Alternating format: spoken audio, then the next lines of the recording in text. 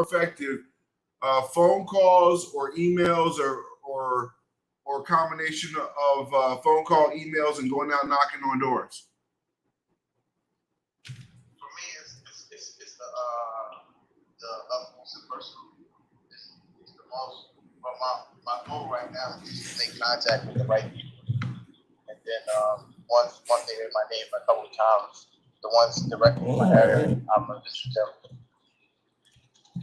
Yeah, that completely makes sense. What do you think, Juan? Is it phone calls, emails, a combination of all three, knocking on doors? Now, for me, it's working knocking on door and email. Okay, nice. Yes, I like to do face to face. Yeah, so that's interesting because some folks, kind of shy away from the face to face, but I think in my opinion, all three of those things is what counts, because that's three ways that you can get to people.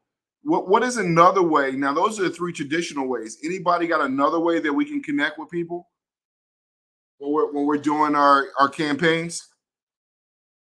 I just got to a truck driver. Gave him my business card. Nice. Help me get a customer. Nice. Yeah. So we call that third party networking. And that is really good. And who better to tell you where there's supply and where there is need at than a truck driver? Yeah. Yeah. So that's really good stuff. So my encouragement is to everyone. I know that everybody's going out and they've joined a bunch of, Pallet Facebook groups, but we encourage you to also go out and join a bunch of trucking Facebook groups too, like the independent truckers and stuff, because those guys, they are in the know and they're regionalized as well. So that's something that we all can do. Yeah. Join them on Facebook. Yeah, don't talk too much. Just listen and kind of you'll see some stuff going on and then kind of connect. But those guys know what's what and where's where, and they'll start complaining. Hey, guess what? Let me tell you that's my secret in regards to finding out when the fuel prices go up. That's how I know when the fuel prices are going up, so that I can prepare my client for surcharges, fuel surcharges. Yeah, and that's the other way that we find out what bad weather is going to mitigate good deliveries. So, because those guys like to talk, they communicate with each other. Imagine this, man. They're in these trucks for long periods of time, and they have nothing but each other to communicate with. So, they're very, very, very informative. So, Juan, you get the kudos of the day, brother, for sure, because that is definitely a great place to network, a third-party network. And anybody got another third-party networking solution or something else that they've come up with?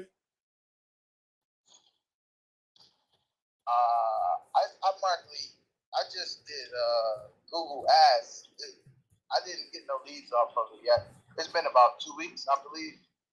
Yeah. So just hold tight to your money for a little bit. I'll help you out. Telling me to stop my campaign? Yeah, I'm gonna tell you to stop your campaign.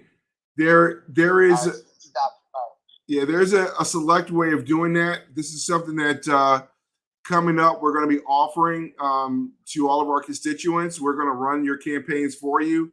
It's going to be less expensive than you typically do it for yourself.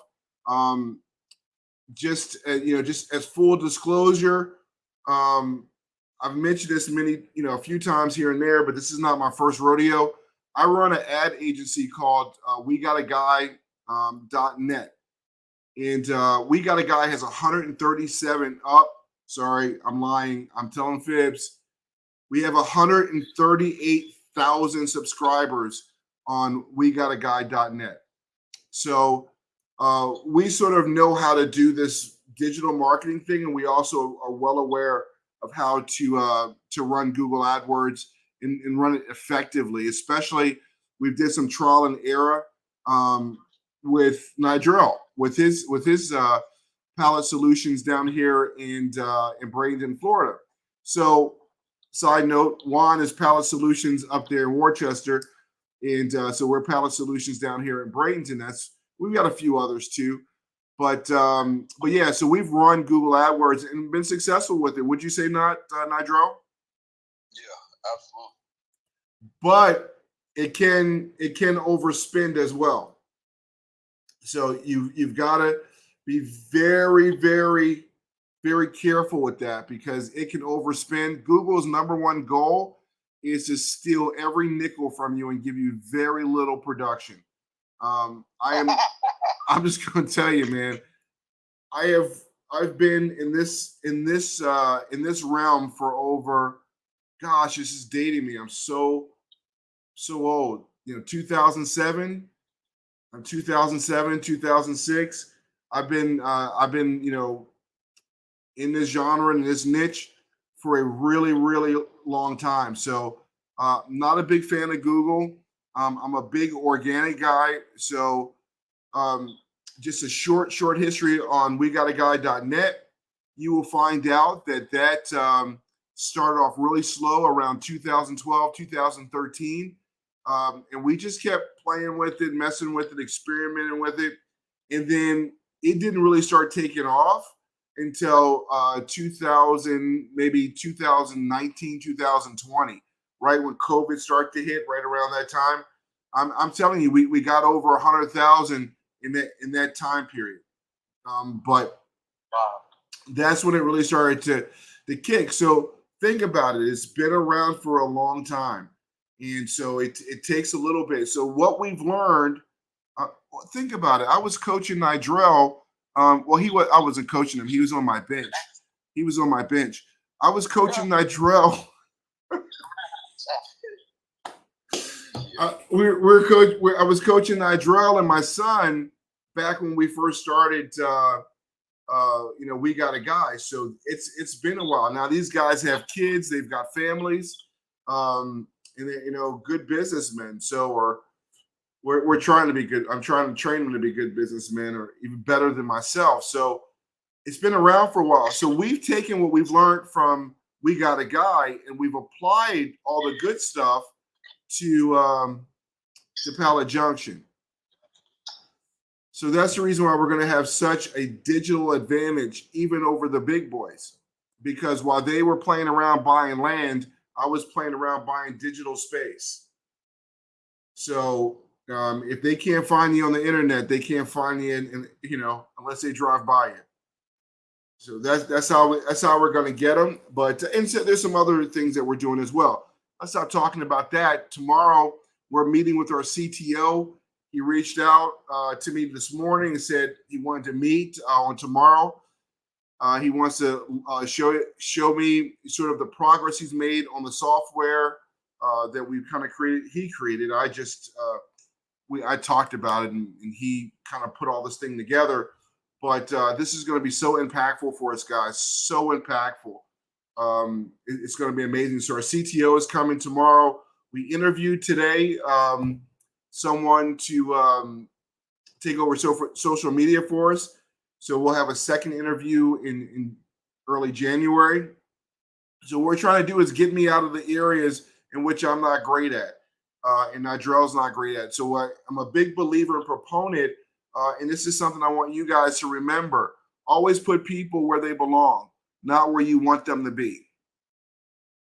Always. KYP.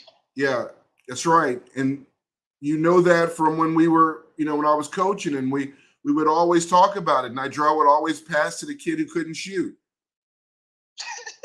or they were passing to him. I don't know. But KYP, so that's what I would say. I was, hey man, KYP, know who you're passing to, know who you're putting in that spot. And so it's the same thing that we should be performing here in business. KYP, only put people in places in which they belong. Don't put a square peg in a round hole for a long time because it's a shape, but it's not going to work out long term. I want to deal with someone who loves TikTok. I do not love TikTok. I do not love Facebook and shorts and all of that other stuff. We know that it's necessary for us to do it, so we're going to do it. But our reality is that we found someone, and thank God for Reggie Jr., who talks to everybody he sees. He's the most gregarious person I've ever met.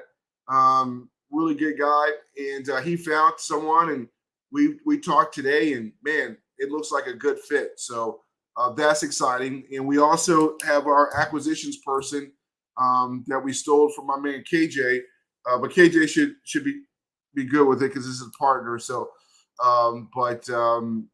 we have an digital acquisitions person who's going to be doing all of the emails and all of those stuff. So you guys need to be sending me your email list so that we can turn those email lists into, positive contacts, and we'll put you on the other end. So we'll CC you on, CC you on those emails so that we make sure that you get it because it's in your territory. So that's, and we'll give it to the sales team. If you don't have time on and you're out picking stuff up, your sales team is going to be out there knocking on doors and having meetings on your behalf to drive business your way. So that's the whole goal here for everyone. If that makes sense at all. Great. Sound good. Well, it always sounds good. Let me see. Okay. Oh, what's up, Todd? I'm saying bye. So, guys, I'm live broadcasting this as well at the same time. What's up, Todd? How you doing? I love you. But so, anyways, that's the stuff that we're doing, and we got some other stuff in the works, and we don't want to bore you with it. But we really just want to, start getting continuity, meeting together on a regular basis, sharing stuff. So there was some stuff that was shared with us in regards to CHEP today. Now, Drew, you want to kind of talk about that a little bit? Yeah. So we were talking with allegedly now. Yeah, allegedly. So I had called him because we were supposed to do a deal yesterday, but he had called me. He's like, hey, sorry, I missed your call and whatnot.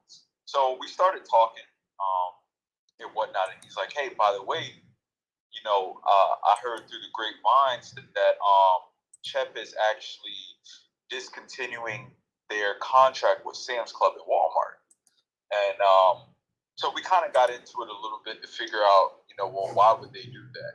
So we really need, there's no definite answer, but we kind of have an idea of what makes sense and why they would do that. And so from that, I'm going to hand that off to you because you can better break it down from that. Well, I think one of the big things that we have an opportunity with is that anytime your competitor is in limbo, it means inaction, right? Everyone's holding their breath. They're trying to figure out next steps. So I'm not saying that we're a direct competitor with CHEP at all. I obviously they're a leasing company and we are not a leasing company. So that makes a big difference in that regards. So we're not a leasing company. They're a leasing company, but they also are in the pallet industry, and so they're in limbo. And so whenever my competitor, my enemy, my foe, whatever you want to consider them to be, is stagnant, that means I move. So if you know anybody who is a CHEP connoisseur, it's a great time to call them, because before there was some question, especially your local Home Depots, your local Sam's Club, and Walmart. Why? I don't know if you know this, but the biggest issue that they have is getting those pallets picked up. That's a huge issue. And the billing part of it. So basically, the longer they keep an over leased pallet, the more they have to pay. So instead of it being a $3 pallet, it becomes a $21 pallet historically. So, ladies and gentlemen, that's a huge advantage to you, right? Because now we're starting to think about companies that went to plastic pallets, who never gave a consideration to the fact that you can't fix a plastic pallet the way you can a wooden pallet. They're kind of, there's companies that rush in because there are good salespeople out there, and there are people who don't understand supply chain at this level all the way through. Certainly, there are times in which a plastic pallet would benefit a company, a lease pallet would benefit a company, but those times are more often or not to the advantage of those companies. They just don't know it. And for us, we haven't had the ability to have the talking point to be able to have those kind of conversations. Now we do. We're going to start creating for you guys bullet, information. What is that? Propaganda pieces is what I call it, but it's not that, swag. It's not swag, whatever the word is. But we're going to create some literature for you so that you can give that literature out to your clients, and so they can you can start to get into the way they think, right? And the savings they can have with you, the consistency they can have with you, the redundancy. My brother Tariq, you're in Atlanta. Sometimes you've got the product that your client needs, and sometimes you don't. Don't you want the luxury of being able to say, hey, listen, don't worry about it. I'm going to have those 32 by 32s to you, tomorrow, because I'm a part of a network and I can get that for you. That's what it's about. So that's what this, corporate talk is about, that redundancy thing. So being able to do that and to solidify those relationships and give those corporate folks, something else to think about in a very competitive world. Just because we're about to go into what we deem to be some sort of recession or something, doesn't mean that it's going to stop being competitive. It's actually going to be more competitive, and so we have to be prepared for that. So definitely know that where there is stagnation, that is weakness, and that weakness, you need to start making moves and taking steps. Just give them a call. Juan likes to knock on doors. He likes to go face to face. You go face to face, you hear secrets. Is that right, Nadrell? We went to Champs or Foot Locker, what is it called? That place a couple months ago, and we found out they were thinking about going to plastic pallets. Yeah, I don't want to say. I mean, want me to say the company name? Yeah. All right. It's United National Food. Yeah, National. Oh, that one. Oh yeah, I wasn't talking about that one, but that's National Food. They're thinking about going to plastic pallets too. So, but they have no idea, right? And so it's that weakness. It's that weakness. And the reason why they're going to plastic pallets, does anyone want to know? I'll tell you. I will tell you why. It's because of the inconsistency of their current supplier, what happens to be, I believe, Camp or one of those companies. They're inconsistent. What was it? 4840. It was 4840. So 4840 was being inconsistent. Their prices were wavering, going up and down. See, you and I know, and we all know that pallets are a commodity, right? We know that. Like sugar, oil, whatever. It's a commodity.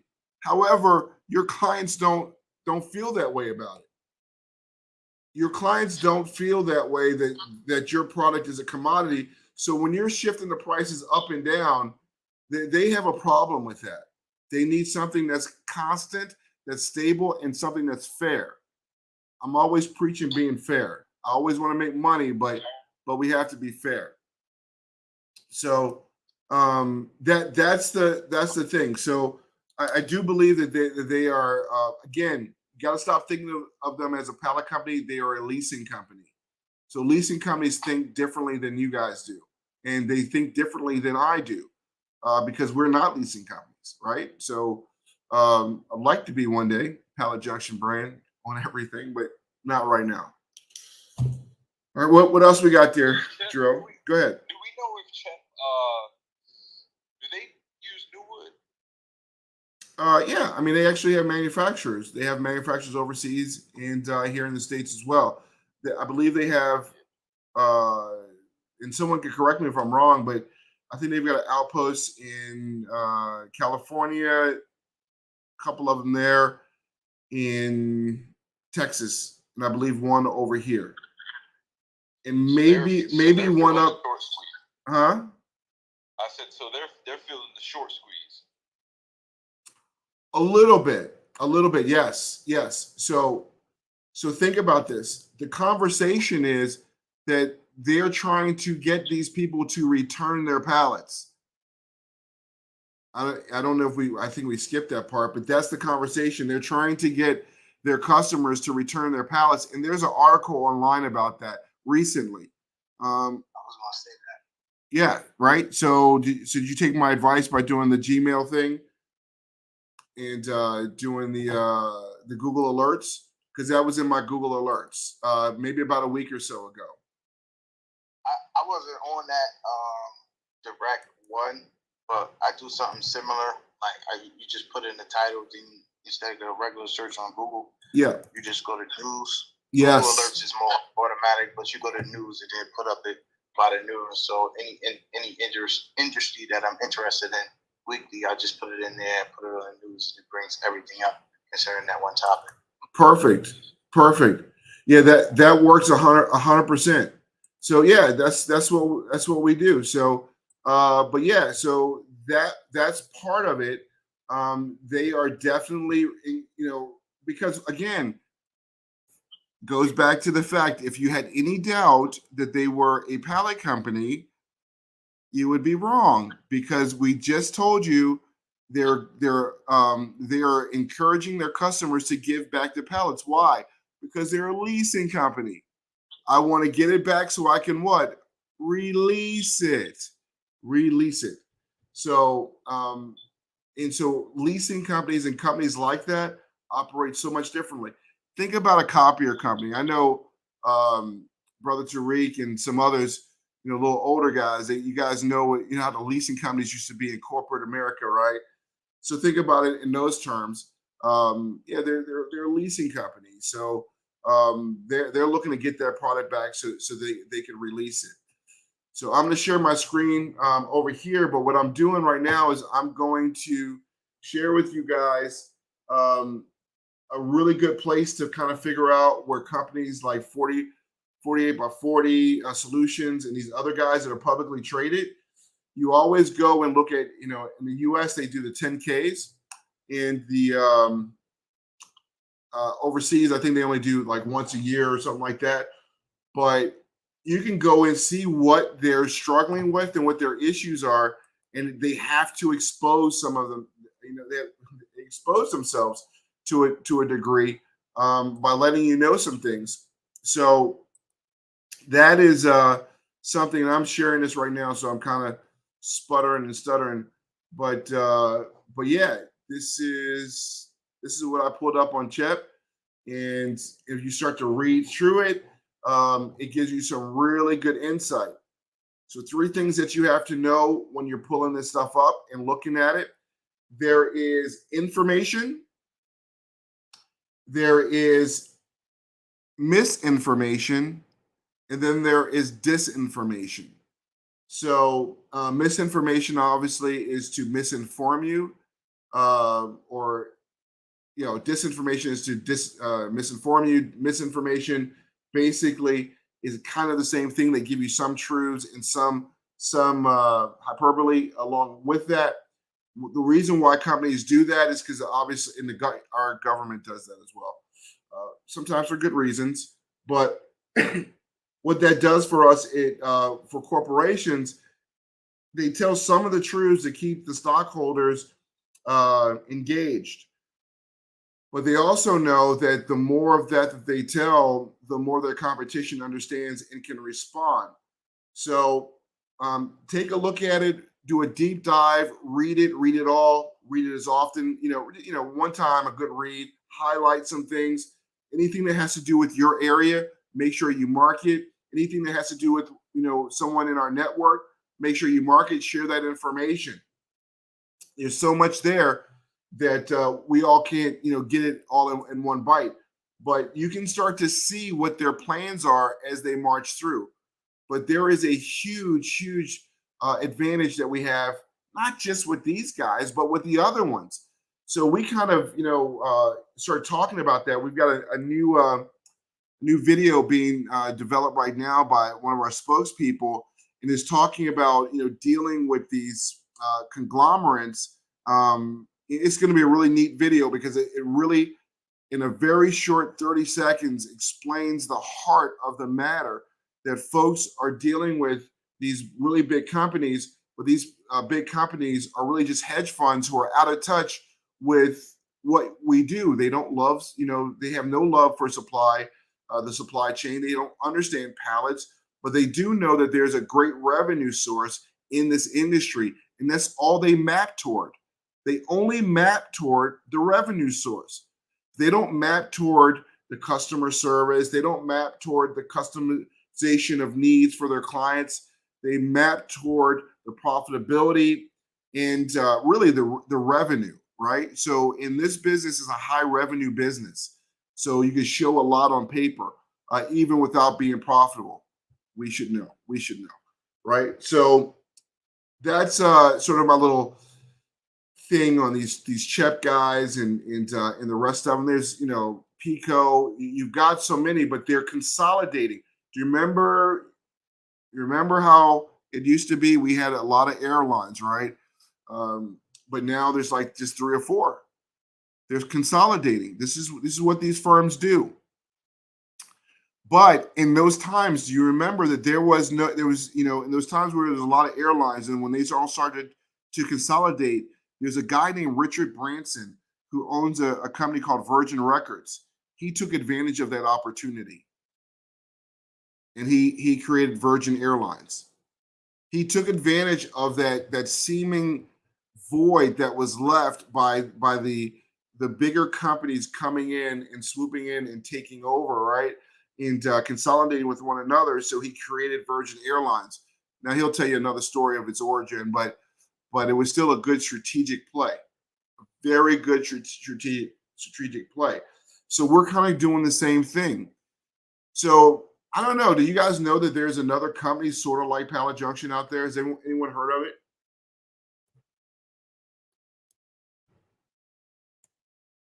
Did I lose you?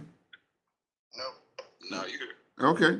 Well, there is, and they claim. Hopefully, I haven't read their literature lately, but they've been claiming that they are the first of their kind, but they're not. Like I'm sure they probably got wind or something like that. But my lawyer's like, hey, my lawyer's name is Kobe, so I love it because I'm always like, go see Kobe, So,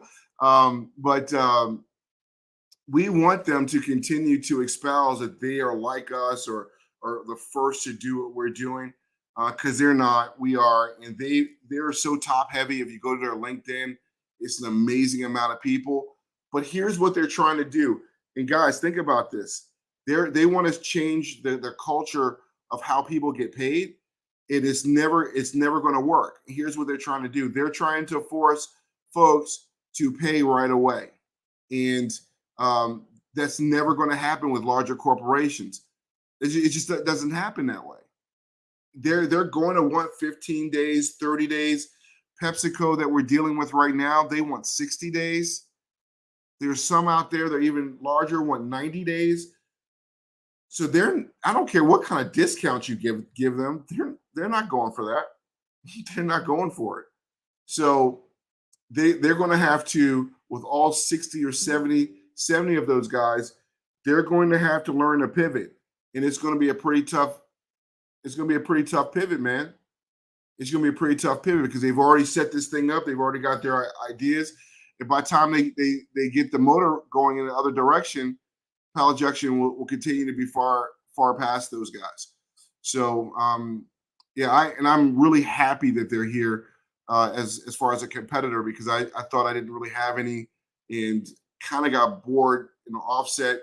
But as soon as I realized that there's a competitor, man, I perked up and cried a little, got excited a lot, and things started to happen. My juices started to flow. So that was a good thing for us, it is a good thing for us because people can see the Pallet Junction alternative. We would have never come up with our new value proposition without this other company. We would have never come up with all of these other innovative things that we're coming up with without this other company. They should have kept themselves secret. So good for them and kudos to them, and look forward to going to their garage sale when it comes up. What else we got? Yeah, because what a lot of people don't understand is that we come from the sports world, so it's competitive. Like it's just in our innate nature to compete. That's what we like to do. We like to compete. Yeah, unlike the Cowboys.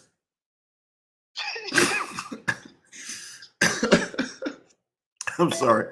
We've been doing this for a long time. We got 5 of them. I'm trying to catch up. That might be true. This isn't the 70s, and Franco Harris, Lord rest his soul, just passed, so you don't have him to worry about anymore. But yeah, so that's it on the CHEP thing. I don't know, Nadro, what else you got for us? I don't know if you want to get into the topic, but what about the cost of nails? Well, yeah, I mean, I think so. What we're working on right now is making sure that we have. So the mistake that we made is that we had one person, right, that we're kind of recommending, but they were not good in regards to geography. You know, they're not everywhere. They're not where we need them to be. So what we've done is we've expanded that so that we have someone that will handle the Northwest, sponsor the Northwest, be able to give us a decent discount.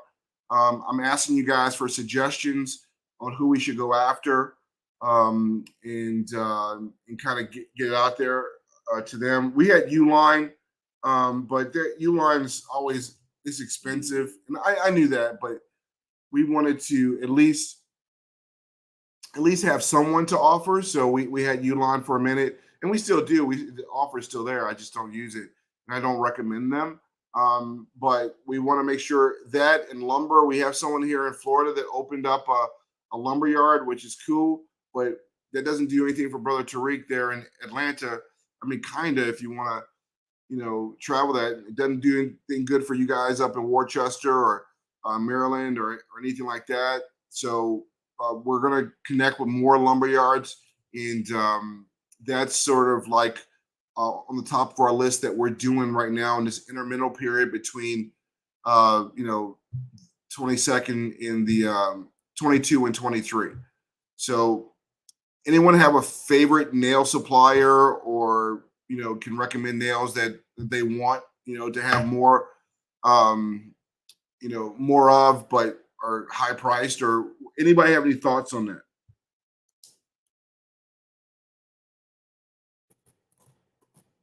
Okay, battle up. I got this company that I just stumbled across fairly recently. I'm not really sure. I was going to ask you what's the price of the nails that we get from Pallet Junction? They gave me $9,000 for like 105. Yeah, so here's what we do. So on Uline, they give you I think 7% off if you use a Pallet Junction code. But even with the 7%, it's still pretty expensive. The only thing that you have the advantage of with that is that it comes, they get it out to you quickly. That's the only advantage. I mean, because we've juniors use them, and some other people have used them, and they get them to you in a day or so. They don't mess around. What about nail guns? They do. They have everything is. I think nail guns is 5%. Nails are 7%. But the nail guns are still pretty expensive. We get nail guns cheaper at Lowe's, good ones, than we did there. Although, again, customer service. You got to think about that because their customer service is pretty good too. One of our nail guns, the bladder blew out because of use, really. It didn't work out. So we sent it back. And before we even sent it back, they had given us a new one, a brand new one, within like 2 days. So they try to do it a day. Huh? That was Uline? Yes. Yes. And does anyone know also that probably shouldn't tell you, but I'm gonna tell you anyways. You know, Uline, they do recycle pallets, and they actually there's a place that you can go on and fill out an application for your recycle pallets on Uline. Giving away all the juice, all the secrets. What do you mean by that? They buy pallets? Yes. Yes. Oh, shit. Yes, they do. Yeah. So Uline buys pallets from all over the US, both new and used. Your A's just have to be triple A's. I'm gonna tell you that right now. They can't be trash. They pay top dollar for them? No, they don't. But they pay no, they don't. But if Fair price? Fair? I don't know. I mean, I don't think in $8 for an A is a triple A is fair. But yeah, I don't think it's fair. But it really does depend on the buyer. I think they do. I do think they have some leadway there. Reach out to Kelvin. I believe. I think Kelvin knows or has some kind of input with that. But yeah, Kelvin's a good man. But yeah, so Kelvin's going to be doing Texas for us. Yeah, Kelvin's going to be in charge of Texas. He's going to be a sales guy in Texas. So that's going to be it with that one. Let's see. Yes. Yeah. Kelvin's a right sport to talk to.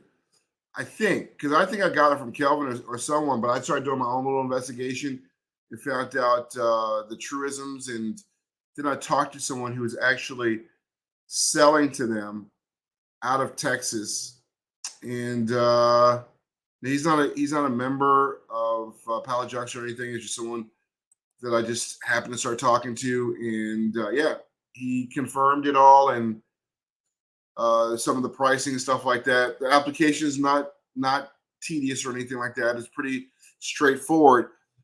They will choose you if you are close to where they their destination or where they're picking. So they have a warehouse all over. Speaking of that, do you guys know about like certain certain people that are in these groups that are actually working for bigger companies? You know that they're out there, right? And what they're doing is they are literally when they call you and talk to you about your supply, what they're or doing business with you, they're trying to find your supply. You guys always have to be hyper aware of everyone you talk to. That's what they're doing. There's one cat in particular. He's still a part of Pallet Junction.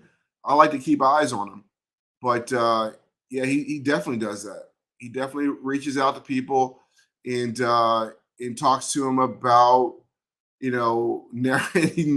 asks the questions. I'm a sales guy, so I start to understand the questions that he's asking. I'm like, oh my god, this dude is trying to narrow down where my supply is, and really good, man, really good. But just so you know, there's a lot of wolves out there. So you got to keep it tight, and sometimes you can't say too much. You say just enough to whet the appetite, and if they don't like it, just move on. Just move on. What else you got, Nidro? I'm ready to go home and eat. And we got 8 minutes. We got 8 minutes. I think that's about it. That's about it. All right. Well, terrific. Well, cool beans. Anybody got anything for us at all? No, we got a special guest. Oh, tomorrow. Where? Tomorrow? No, well, it's not. We have to talk to her tomorrow, but it's not tomorrow. It's next week. Oh yes, we're gonna have a special guest. Yeah, so we're gonna do that. We'd love to. You should reach out to Brother Tariq as well. He's a good man. See if he'd like to chat with us a little bit. So guys, what we're gonna start doing is a lot more interviews, so that we could do more promotion for you and with you. So we're going to be interviewing you a lot. So each person's going to have their opportunity to interview. Everyone's going to have an opportunity to sponsor, if you'd like, a segment or what have you. We're going to do that with everyone. So, but everyone, we will be like reaching out to you and just getting you some exposure. Does anyone know? I guess does anyone know why we do that? Anyone? Bueller? All right, I'll tell you. I ain't got time for this. I'm trying to go home and get something to eat. So the reason why we do that is because the more information we have out there, the more Google serves us up, right? They have no choice but to serve us up.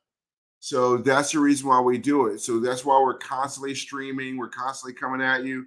The streaming thing is not my forte. I'm learning how to do it.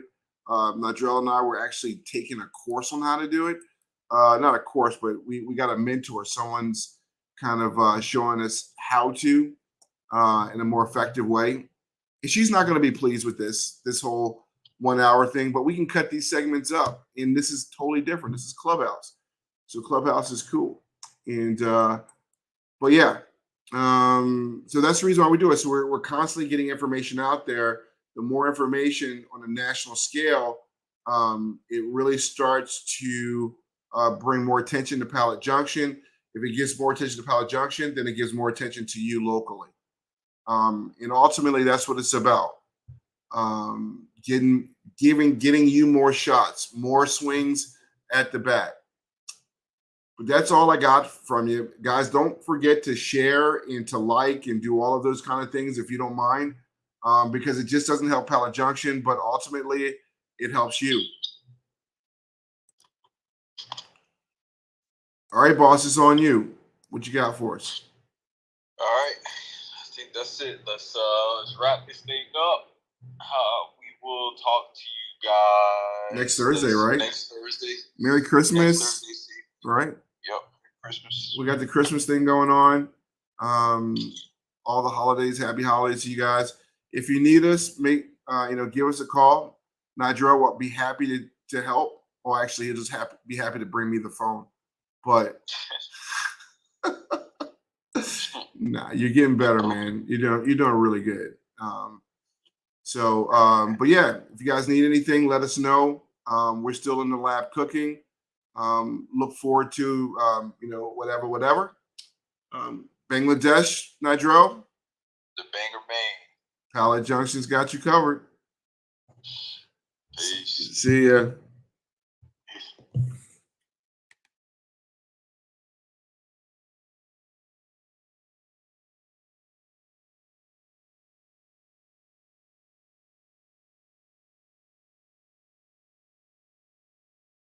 All right.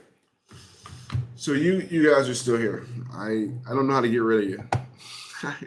I've been trying to end this for like a minute, but I see that it's not ended yet. So I'm just gonna start clicking through tabs, and you just tell me when I'm gone. All right. Let's see. Any of these tabs work here? Nada. This is crazy. So I'm lost. I'm lost in La La Land. But guys, look, it's great. Had a good time. Good time. All right. So it says that we're live right now. I'm gonna enter the studio. See what's up. See if I can end this thing. 2:22 in the studio. All right.